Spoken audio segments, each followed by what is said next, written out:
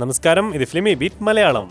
അഹമ്മദ് അന്തരിച്ച ഒഴിവിലേക്ക് നടക്കുന്ന ഉപതെരഞ്ഞെടുപ്പിൽ മലപ്പുറത്ത് കുഞ്ഞാലിക്കുട്ടി തന്നെ ആകും മുസ്ലിം ലീഗ് സ്ഥാനാർത്ഥിയെന്ന് ഉറപ്പായി കഴിഞ്ഞു. എന്നാൽ ഇടതുമുന്നണി സ്ഥാനാർത്ഥി ആരായിരിക്കും എന്ന കാര്യത്തിൽ ഇപ്പോഴും ഒരു ധാരണയുമായിട്ടില്ല. കഴിഞ്ഞ ലോക്സഭാ തെരഞ്ഞെടുപ്പിൽ റെക്കോർഡ് ഭൂരിപക്ഷത്തിൽ അഹമ്മദ് ജയിച്ച മണ്ഡലമാണ് മലപ്പുറം. മുസ്ലിം ലീഗിനെ സംബന്ധിച്ച് ഒരു ഭയവും ഇല്ലാത്ത മണ്ഡലമാണ് മലപ്പുറം.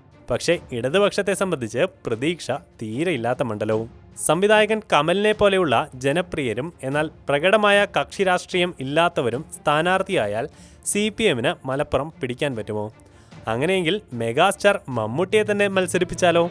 ഇപ്പോൾ പ്രചരിക്കുന്ന പോസ്റ്ററുകൾ കണ്ടാൽ മമ്മൂട്ടിയാണ് മലപ്പുറത്തെ CPM സ്ഥാനാർത്ഥിയെന്ന് തോന്നിപ്പോകും. മലയാളത്തിന്റെ പ്രിയ താരമാണ് മമ്മൂട്ടി.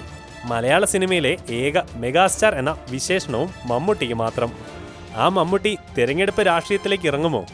ഇടതുപക്ഷ ജനാധിപത്യ മുന്നണി മലപ്പുറം പാർലമെന്റ് സ്ഥാനാർത്ഥി സഖാവ് മമ്മൂട്ടിയെ അരിവാൾ ചുറ്റിക നക്ഷത്രം അടയാളത്തിൽ വോട്ട് ചെയ്ത് വിജയിപ്പിക്കുക.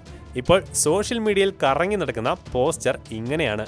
മമ്മൂട്ടി ഇതുവരെ തന്റെ രാഷ്ട്രീയം തുറന്നു പറഞ്ഞിട്ടില്ല.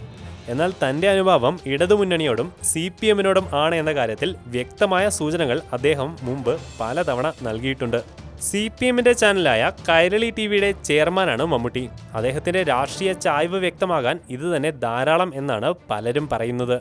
ഈ കഴിഞ്ഞ ലോക്സഭാ തെരഞ്ഞെടുപ്പിൽ മമ്മൂട്ടി ഇടതുമുന്നണി സ്ഥാനാർത്ഥിയാകും എന്ന് ചില റിപ്പോർട്ടുകൾ ഉണ്ടായിരുന്നു.